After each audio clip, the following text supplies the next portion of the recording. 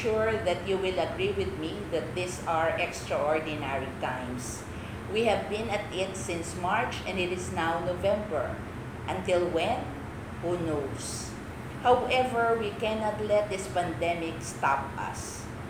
We have prepared well for this academic year for our dear SPCians. As a community, we have our ups and downs as we navigate this new mode of learning, but we have not let our downs exceed our ups. We are always on the go, continuing with our mission.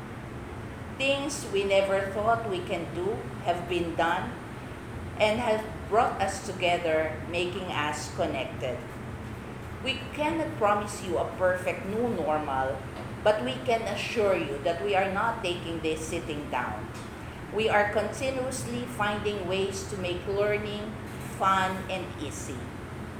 Our linkages and network of professional organizations are helping us to improve our practices to get ahead in this new normal. I do hope that you will get to know the SPC that we love as you watch our virtual open house. We have the advantage of 73 years of existence and the advantage of a young set of leadership daring to make a difference despite the odds.